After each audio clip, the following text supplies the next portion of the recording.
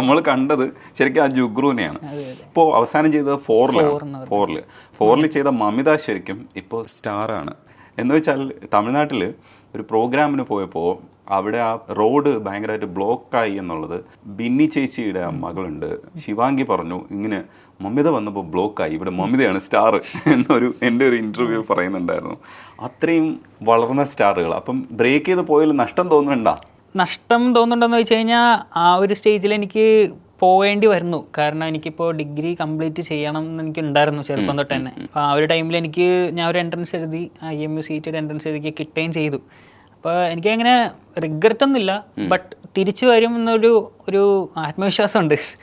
അപ്പോൾ അറിയില്ല എത്രത്തോളം സക്സസ്ഫുൾ ആവുമെന്ന്. എന്തായാലും കോഴ്സ് എല്ലാം കംപ്ലീറ്റ് ചെയ്തിട്ട് തിരിച്ചു വരും എന്തായാലും.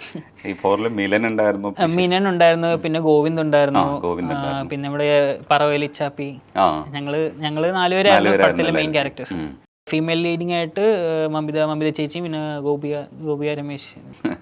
ഈ പലരുടെയും കൂടെ അഭിനയിച്ചിട്ടുണ്ട്. നമ്മുടെ മീനാക്ഷി ഇല്ലേ, മീനാക്ഷിയുടെയും കൂടെ ഒരു പടത്തിൽ ചെയ്തിട്ടുണ്ട്. മീനാക്ഷിനായിട്ട് മെയിനായിട്ട് കോലിമുട്ട എന്ന് പറഞ്ഞ മൂവി ചെയ്തത്. പിന്നെ അല്ലാണ്ടും മീനാക്ഷിയായിട്ട് നല്ലൊരു, എൻ്റെ ഫാമിലി ആണെങ്കിലും മീനാക്ഷി ഫാമിലിയായിട്ട് നല്ലൊരു കമ്പനി ഉണ്ട് ചെറുപ്പം തൊട്ട് തന്നെ. ഈ ഒരുപാട് പേരുടെ, ആസിഫ് അലി ഉൾപ്പെടെ ഒരുപാട് പേരുടെ ചെറുപ്പം ചെയ്യാൻ പറ്റി. അത് തന്നെ കുറേ ഇല്ലേ? കുറേ ഓൾമോസ്റ്റ് കുറേ ചെയ്തിട്ടുണ്ട്. ഇപ്പോൾ എന്താ പറയുക, പോളിടെക്നിക്കിൽ അജണ്ട കൂടെ ചെറുപ്പം ചെയ്തിട്ടുണ്ട്.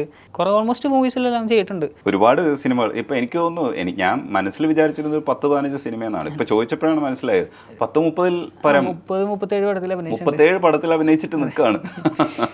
ബ്രേക്ക് ചെയ്ത് പോകാൻ പാടില്ലായിരുന്നു. പഠിത്തത്തിൻ്റെ കൂടെ കൊണ്ടുപോകാൻ പറ്റില്ലായിരുന്നല്ലേ? കൂടെ കൊണ്ടുപോകാൻ പറ്റില്ല. കാരണം എന്താണെന്ന് വെച്ച് കഴിഞ്ഞാൽ ഞാൻ പഠിക്കുന്നത് BTech മറൈൻ എഞ്ചിനീയറിംഗ് ആണ്. ചെന്നൈയിലാണ് ഞാൻ പഠിക്കുന്നത്, ഇന്ത്യൻ മാരിടൈം യൂണിവേഴ്സിറ്റി. അപ്പോൾ റെസിഡൻഷ്യൽ കോഴ്സ് ആയതുകൊണ്ട് അതിൻ്റെ കൂടെ കൊണ്ടുപോകാൻ ഒട്ടും പോസിബിൾ അല്ല.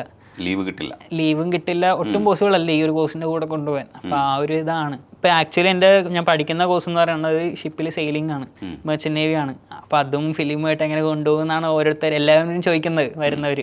നോക്കണം, എല്ലാം ദൈവത്തിൻ്റെ അനുഗ്രഹം പോലെ. അപ്പോൾ എന്താണ്, പഠിച്ചിറങ്ങി കഴിഞ്ഞിട്ട് ഞാൻ എന്തായാലും ട്രൈ ചെയ്യും, ഫിലിമിലേക്ക് എന്തായാലും തിരിച്ചു വരണം എന്ന് കാരണം ആഗ്രഹിച്ചു വന്നൊരു ഫീൽഡാണ്. പെട്ടെന്ന് അങ്ങോട്ട് വിട്ടുകൊടുക്കാൻ മനസ്സ് അങ്ങോട്ട് അനുവദിക്കുന്നില്ല. തിരിച്ചെന്തായാലും വരണം. അല്ല, ആഗ്രഹിച്ചു വന്നു പറയുമ്പോൾ ചെറുപ്പത്തിൽ തന്നെ വന്നില്ലേ? അപ്പോൾ തന്നെ മനസ്സിനകത്ത് ഉണ്ടായിരുന്നു. ഞാൻ പണ്ടൊട്ട് ഭയങ്കര ആക്റ്റീവ് ആയിരുന്നു. എന്ന് വെച്ച് കഴിഞ്ഞാൽ ഓരോ സ്റ്റേജിൽ പോകാനാണെങ്കിലും ഇതാണെങ്കിലും അങ്ങനെ പേടി എനിക്കുണ്ടായിരുന്നില്ല ചെറുപ്പം തൊട്ടേ. അപ്പോൾ അമ്മയാണ് എന്നെ പുഷ് ചെയ്തത്. എന്ന് വെച്ച് കഴിഞ്ഞാൽ ചെറുപ്പം തന്നെ ഒരു 5 വയസ്സ് 6 വയസ്സ് ആ ടൈമിൽ തന്നെ ലുക്മാൻസ് മോഡൽ മാനേജ്മെന്റ് എന്ന് പറഞ്ഞിട്ടുണ്ട്. അവിടെ വഴി മോഡലിങ്ങിനും ഫാഷൻ ഷോയ്ക്കും അന്ന് എനിക്ക് ഓർക്കുന്നുണ്ട്. അന്ന് ഇവിടെ എറണാകുളത്ത് ഒരു പരിപാടി എടുക്കും, ഫ്ലവർ പ്രിൻസ് ആൻഡ് പ്രിൻസസ് എന്ന് പറഞ്ഞൊരു മോഡലിംഗ് ആണ്, കുഞ്ഞിപ്പിള്ളേരുടെ ഒരു ഫാഷൻ ഷോ. അതിൽ അവസാന നിമിഷം ഇങ്ങനെ എന്ന് വെച്ചാൽ ലാസ്റ്റ് മിനിറ്റിൽ എന്തോ ഒരു പ്രശ്നം നടന്നിട്ട് ഫസ്റ്റ് പ്രൈസ് ഇല്ലാണ്ട് റണ്ണറപ്പായി. അപ്പം അന്ന് എനിക്ക് ഭയങ്കര വിഷമമായിരുന്നു. അപ്പം അന്ന് ഞാൻ ഇങ്ങനെ അമ്മ അടുത്ത് പറഞ്ഞു, അമ്മ എനിക്കിങ്ങനെ ഞാൻ കഷ്ടപ്പെട്ട് ചെയ്തിട്ട് എനിക്ക് ഭയങ്കര വിഷമമായി. അപ്പോൾ അമ്മയാണ് പറഞ്ഞത്, സാരില്ല, നിനക്ക് പറഞ്ഞു വെച്ചാൽ എന്തോ ഒരു വരും. അങ്ങനെ അതുപോലെ തന്നെ നാക്ക് പൊന്നായിട്ട് പിന്നെ പടങ്ങളെല്ലാത്തിലും നല്ല രീതിക്ക് പോയി. ഫിലിപ്പാൻ്റെ മങ്കിപ്പനിൽ ഓഡിഷൻ വഴിയാണ് നിങ്ങളൊക്കെ വരുന്നത്. സനൂപ് മാത്രം ഓഡിഷൻ ഇല്ലാതെ വന്നു. അതെ. ഫിലിപ്സ് ആൻഡ് മങ്കിപ്പനിൽ എന്ന് വെച്ച് കഴിഞ്ഞാൽ ഞങ്ങൾക്ക് ഇതുപോലെ ഇപ്പോൾ ലുക്മാൻസ് വഴി തന്നെയാണ് ഞങ്ങൾ അറിഞ്ഞത് ഇങ്ങനെ ഒരു ഓഡിഷൻ നടക്കുന്നുണ്ട്. നമ്മുടെ കല്ലൂർ ഓഫീസിലുണ്ടായിരുന്നു, ഫ്രൈഡേ ഫിലിം ഹൗസിൻ്റെ ഓഫീസിൽ വിജയങ്കളും പിന്നെ സാൻഡ്ര ആൻറ്റി ആയിരുന്നു അതിൻ്റെ പ്രൊഡ്യൂസേഴ്സ്. അപ്പോൾ അവിടെ വെച്ചിട്ട് അവരുടെ ഓഫീസായിരുന്നു കല്ലൂരുണ്ടായിരുന്നത്. അപ്പോൾ അവിടെ വെച്ചിട്ടാണ് ഈ ഒരു ഓഡിഷൻ നടന്നത്. ഏകദേശം നല്ലൊരു എമൗണ്ട്, ഒരു 5000-6000 കുട്ടികളോളം വന്നെന്നാണ് അന്ന് അവരെ പറഞ്ഞത്. ഇത്രത്തോളം കുട്ടികളിൽ നിന്ന് ഫസ്റ്റ് ആക്ച്വലി സനൂപിൻ്റെ ക്യാരക്ടറിന് വേണ്ടിയിട്ട് എനിക്ക് കൃത്യമായിട്ടൊരു ഐഡിയ ഇല്ല, ബട്ട് എൻ്റെ ഒരു ഓർമ്മ വെച്ചിട്ട്, കാരണം കുറേ കൊല്ലമായല്ലോ, അതുകൊണ്ട് കൃത്യമായിട്ടൊരു ഓർമ്മ വെച്ച് ഫസ്റ്റ് ബാബു ആൻ്റണി ഞങ്ങളുടെ മോനായിരുന്നു ആ ഒരു ക്യാരക്ടർ ചെയ്യാൻ വേണ്ടി ഒരു പ്ലാൻ ചെയ്തെന്തോ വെച്ചത്, അങ്ങനെ എന്തോ. അപ്പം അതിനുശേഷം പിന്നെ എന്തൊക്കെയോ പ്രശ്നങ്ങൾ കാരണം എനിക്ക് കൃത്യമായിട്ട് അറിയില്ല എന്തൊക്കെയോ. കാരണം ഞങ്ങളുടെ കൂടെ അന്ന് വർക്ക്ഷോപ്പ് ഉണ്ടായിരുന്നു. ഞങ്ങൾക്ക് ഈ ഒരു 7 പിള്ളേരെ സെലക്ട് ചെയ്തായിരുന്നു. സനൂപ് ഉണ്ടായിരുന്നില്ല വർക്ക്ഷോപ്പിൽ, ഞങ്ങൾക്ക് സനൂപ് ഉണ്ടായിരുന്നില്ല. അപ്പം ഞങ്ങൾ ബാക്കിയുള്ള ക്യാരക്ടേഴ്സ് ഉണ്ടല്ലോ, ഞങ്ങളുടെ കൂട്ടത്തിൽ ബാബാൻ്റെ ഞങ്ങളുടെ മോനും ഉണ്ടായിരുന്നു. ബട്ട് അന്ന് എനിക്കറിയില്ല എന്തോ പ്രശ്നം കാരണം പിന്നെ ലാസ്റ്റാണ് ഞങ്ങൾ അറിയുന്നത് സനൂപാണ് മെയിൻ ക്യാരക്ടർ ചെയ്യുന്നത്. എനിക്ക് പിന്നെ അന്ന് എന്ന് പറയാ, അന്ന് ഇപ്പൊ സംസാരിക്കണ വിവരമൊന്നും അന്നില്ല കേട്ടോ, ചെറിയ കുട്ടിയല്ലേ. അന്ന് എന്താ ഇങ്ങനെ പോയി, അവർ പറയണ പോലെ എന്തൊക്കെയോ ചെയ്ത്, അവർ പറയണ പോലും അല്ല ചെയ്തത്. ഞാൻ എൻ്റെ ആ ഒരു കുട്ടിക്കാലത്തിൻ്റെ ആ ഒരു, ഞാൻ പണ്ട് ഭയങ്കര വികൃതിയായിരുന്നു. ആ ഒരു ഇതിലങ്ങോട്ട് എന്തൊക്കെയോ ചെയ്തു കിട്ടി, അത് ആൾക്കാർക്ക് ഇഷ്ടപ്പെട്ടു. ഗ്രൂമിംഗ് ഒക്കെ ഉണ്ടായിരുന്നില്ല? ഉണ്ടായിരുന്നു. ഞങ്ങൾക്ക് ഏകദേശം ഒരാഴ്ചത്തോളം ഞങ്ങൾക്ക് വർക്ക്ഷോപ്പൊക്കെ ഉണ്ടായിരുന്നു. വിജീഷ് മാസ്റ്ററാണ് ചെയ്തത്, നാടകമൊക്കെ ചെയ്യുന്ന വിജീഷ് മാസ്റ്ററാണ് അത് കണ്ടക്ട് ചെയ്തത് ആ ഒരു വർക്ക്ഷോപ്പ്. പിന്നീട് ബെന്നിലേക്ക് എത്തുമ്പോഴാണ് അവാർഡ് കിട്ടുന്നത്. അപ്പം ചൈൽഡ് ആർട്ടിസ്റ്റ് എന്നുള്ള രീതിയിൽ അറിയപ്പെടുമ്പോൾ കുറച്ചുകൂടെ സിനിമകളിലേക്ക് അങ്ങനെ വരാനുള്ളൊരു സാധ്യതയാണ് പിന്നെ ഉണ്ടായത്. പിന്നെയും ഇങ്ങനെ തുടർച്ചയായിട്ട് പടങ്ങൾ കിട്ടുന്നുണ്ടായിരുന്നു. എനിക്ക് തോന്നുന്നു ഫെമിലിയർ ആയിട്ടുള്ള ചൈൽഡ് ആർട്ടിസ്റ്റുകൾ വളരെ കുറവാണ്. പിന്നെ അത്തരത്തിലുള്ള പടങ്ങളും നമുക്ക് കുറവായിരുന്നു. പക്ഷെ അങ്ങനെയൊക്കെ ട്രൈ ചെയ്ത് പടങ്ങളിലേക്ക്, ഇപ്പോൾ കൊലുമുട്ടായി പോലുള്ള പടങ്ങളൊക്കെ അങ്ങനെ ട്രൈ ചെയ്യുന്നുണ്ടായിരുന്നു. അപ്പോൾ ഈ ബെന്നിൽ അവാർഡ് കിട്ടുന്ന സമയത്ത് എന്താണ് മനസ്സിനകത്ത്, അപ്പോഴും ചെറുതാണല്ലോ, എന്തായിരുന്നു മനസ്സിനകത്ത് ഉണ്ടായിരുന്നു? ഉള്ളത് ഓപ്പണായിട്ട് പറയുകയാണെങ്കിൽ എനിക്ക് അതിൻ്റെ നാഷണൽ അവാർഡിൻ്റെ അത്ര എത്രത്തോളം വിലപ്പെട്ടതാണ് അതെന്ന് എനിക്ക് ആ ഒരു മനസ്സെനിക്കപ്പം ഇല്ല. ചെറിയ കുട്ടിയാണല്ലോ, അപ്പം എനിക്ക് എത്രത്തോളം അത് വാല്യൂബിൾ ആണെന്നൊന്നും എനിക്കറിയില്ല. പിന്നെ പക്ഷെ എനിക്ക് ഭയങ്കര സന്തോഷമായിരുന്നു. എന്ന് വെച്ച് കഴിഞ്ഞാൽ ഇപ്പം എന്താ പറയുക, എന്നെ പോലെ എനിക്ക് ആക്ച്വലി അതിൻ്റെ ഡയറക്ടർ ഉണ്ട് വിപിൻ ചേട്ടൻ എന്നെ ഇങ്ങനെ വിളിച്ചിട്ട് പറഞ്ഞു, ഹോംലി മിൽസിലും ഉണ്ടായിരുന്നു. അപ്പോൾ ഹോംലി മിൽസ് വഴിയാണ് വിപിൻ ചേട്ടൻ ഇതുപോലെ നമുക്കിങ്ങനെ ഒരു പടം ചെയ്യണം എന്നുള്ളൊരു പ്ലാനിട്ട്. അപ്പോൾ വിപിൻ ചേട്ടൻ ഇങ്ങനെ വിളിച്ചിട്ട് പറഞ്ഞ്, മോനെ ഇപ്പോൾ ഉറപ്പ് പറയാൻ പറ്റില്ല, നിനക്കായിരിക്കും എന്നൊരു ഇത്. അപ്പോൾ അതിൻ്റെ അത് ജൂറിയിൽ ഏതൊരു മലയാളം ഡയറക്ടർ, ഫേമസ് ഡയറക്ടർ, എനിക്ക് കൃത്യമായിട്ട് എനിക്ക് റീകോൾ ചെയ്യാൻ പറ്റുന്നില്ല. അപ്പോൾ ഇങ്ങനെ നിനക്കായിരിക്കാൻ ചാൻസ് ഉണ്ട് എന്ന് കേൾക്കുന്നുണ്ട്. ലാസ്റ്റ് റൗണ്ടിൽ വന്നിട്ടുണ്ട്. ലാസ്റ്റ് റൗണ്ടിൽ എൻ്റെ ബെന്ന് എന്ന് പറഞ്ഞ പടവും പിന്നെ കാക്കമുട്ട ഉണ്ടായിരുന്നു തമിഴിൽ, കാക്കമുട്ടയും എൻ്റെ പടവും പിന്നെ വേറെ 2-3 പടം കൂടി ഉണ്ടായിരുന്നു.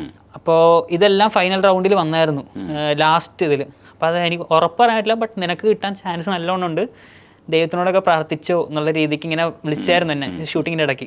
പിന്നെ ഞാൻ അപ്പോൾ ആ ഒരു സീൻ നടന്നുകൊണ്ടിരിക്കുകയാണ്, ഷൂട്ടിങ് നടന്നുകൊണ്ടിരിക്കുക. അപ്പോൾ പെട്ടെന്ന് നോക്കുമ്പോഴത്തേക്കും ന്യൂസുകാരെല്ലാവരും കൂടി ഇങ്ങോട്ട് പൊതിഞ്ഞു കൂടണ പോലെ അങ്ങോട്ട് വന്നേക്കണം. പെട്ടെന്ന് ഈ കടന്നൽ കൂട് കൂടുന്ന പോലെ പെട്ടെന്ന് 2-3 ന്യൂസ് ചാനലിൻ്റെ വാൻസും എല്ലാം ഇങ്ങനെ പെട്ടെന്ന് വന്നേക്കണം. അപ്പോൾ എല്ലാവരും ഇങ്ങനെ ഞെട്ടിപ്പോയി, ഞാനും ഞെട്ടിപ്പോയി. എന്ന് വെച്ചാൽ എന്ത് പറ്റി പെട്ടെന്ന്, ഇനി വല്ല കേസമല്ലോ ഇത്ര പേര്. അപ്പോൾ എന്താ പറ്റിയെന്ന് പെട്ടെന്ന് ഒരു ഐഡിയ ഇല്ലാത്ത നിൽക്കുമ്പോഴാണ് ഇങ്ങനെ വന്ന് പറഞ്ഞത് എനിക്കാണ് എന്നാണ് കൺഫേം ആയിട്ടുണ്ട്, പക്ഷെ ന്യൂസ് വന്നിട്ടില്ല, ബട്ട് എനിക്കാണ് എന്ന് ഏകദേശം കൺഫേം ആയിട്ടുണ്ട് എന്നുള്ള രീതിക്ക് ഇങ്ങനെ പറഞ്ഞു. പിന്നെ അത് കൺഫേം ആയി.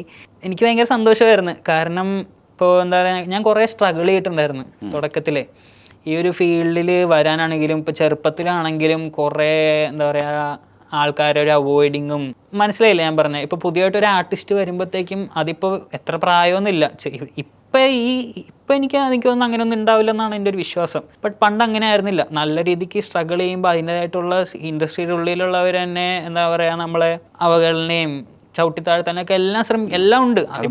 സപ്പോർട്ട് ചെയ്യാൻ വേണ്ടിയിട്ട് ആണോ? ആയിരിക്കും. അങ്ങനെയല്ല, ഇപ്പം എന്താ പറയുക പുതിയതായിട്ട് ഒരാൾ ഇങ്ങനെ ഉയർന്നു വരുമ്പോഴത്തേക്കും സ്വാഭാവികമായിട്ടും അതിപ്പോൾ ഫിലിം എന്നല്ല ഏത് ഫീൽഡിലാണെങ്കിലും അതിൻ്റെ ആയിട്ടുള്ള ബുദ്ധിമുട്ടുകൾ ഉണ്ടാവുമല്ലോ. അങ്ങനത്തെ സ്ട്രഗിളുകളെല്ലാം ഞാൻ അനുഭവിച്ചിട്ടുണ്ട്. അത് കുറച്ച് പടം ചെയ്തതിന് ശേഷമാണോ?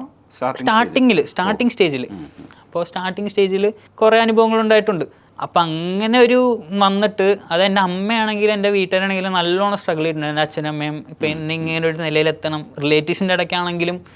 കാരണം പണ്ടെന്ന് പറയുമ്പോൾ ഇന്നത്തെ പോലെ അല്ലല്ലോ, എന്തിനാ പടത്തിനൊക്കെ വിടുന്നേ, ജീവിതം ഇതായി പോകും, വലിയ ഭാവിയൊന്നും ഇല്ലാത്തതാണ്, പഠിത്തമൊക്കെ കളഞ്ഞിട്ട് പോകുന്നു, അങ്ങനത്തെയൊക്കെ ചിന്താഗതികൾ. അങ്ങനത്തെ ശരിക്കും അതൊന്നും മൈൻഡ് ചെയ്യേണ്ട ആവശ്യമില്ല. ബട്ട് എന്തായാലും റിലേറ്റീവ്സിൻ്റെ ഇതിലാണെങ്കിലും കുറേ തരത്തിൽ ഇങ്ങനെ അച്ഛനമ്മയ്ക്കാണെങ്കിലും കുറേ രീതിയിൽ ഇങ്ങനെ ഇൻസൾട്ടൊക്കെ ചെയ്യുന്നുണ്ടായിരുന്നു പലരും. എന്തിനാ ഇപ്പോൾ ഈ ഒരു പ്രായത്തിൽ വിടുന്നതെന്നുള്ള രീതിയിൽ.